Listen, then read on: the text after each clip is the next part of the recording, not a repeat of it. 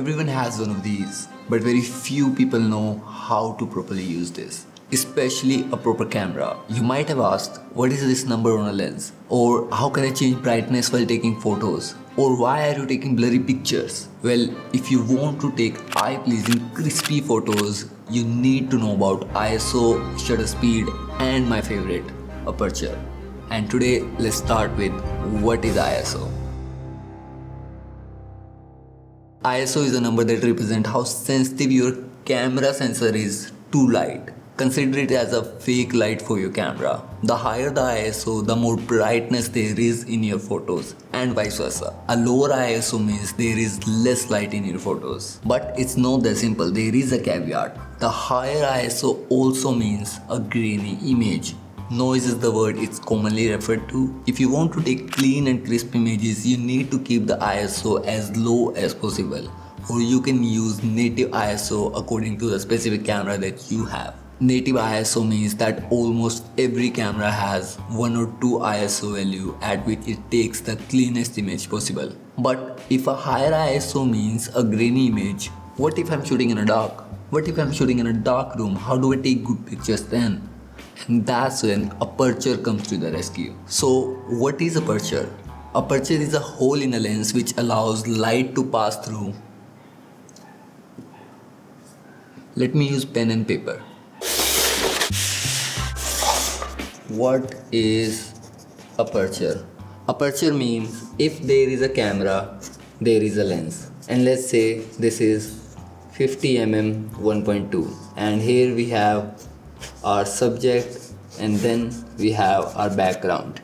Aperture means there is an opening in a lens which will allow the light to come through and hit our actual camera sensor, which will take the picture of this man. The bigger the opening in the lens, the more light will come through. A small opening in a lens means less light for the sensor. Again, if you're shooting in a dark room, you need to use the lowest aperture possible so more light can come through, hence more light for your sensor. Some lenses can open as wide as f1.2 all the way up to f22. Keep one more thing in mind.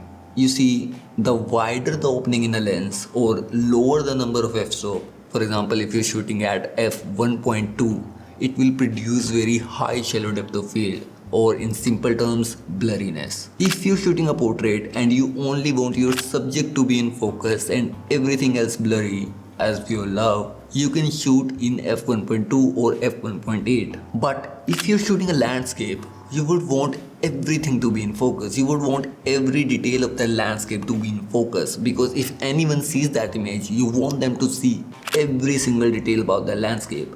And in that case, you will shoot at higher aperture. It means shooting at f12 or f15 or even f22, because only then you will be able to capture all the details about the landscape. So okay, you have set up your ISO and you have set up your aperture, but what about shutter speed? Shutter speed means how long you want your camera sensor, actual physical camera sensor, exposed to the light that's coming through the lens. Let me explain. So there is a physical shutter between the lens and the actual camera sensor. Shutter speed will allow how long you want this light to hit this sensor. That is what basically shutter speed is. If you're taking a picture of a subject that is not moving, that is in one place, for example, if you're shooting a portrait, you can keep your shutter speed 1/60th of a second or 1/100th of a second, and you'll be good to go. But if you're shooting a subject that is moving and it's moving fast, like NASCAR car. Is it NASCAR or NASCAR car? I don't know. I only watch F1, I only know about that. But NASCAR, let me know in the comment section. Is it NASCAR or is it NASCAR car? Anyway, if you are taking a picture of a NASCAR car and it's going on a track with a speed of 200 kilometers per hour, you won't be able to take crisp pictures of it even at 1/60th of a second. because the car will be moving even at 1/60th of a second, and that will introduce motion blur to the image. So how do you take good pictures of it? To capture it perfectly crisp, you have to close that shutter speed very fast, like instantly. You have to stop that motion instantly. To do that, you have to crank your shutter speed up to 1 by 1,000th of a second or even more.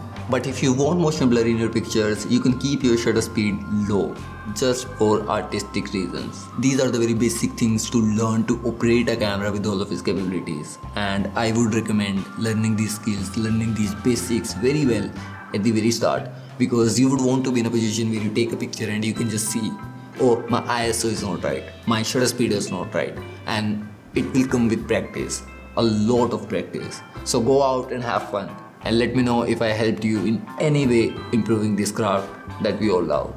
Hit subscribe for part 2, and as always, thanks for watching.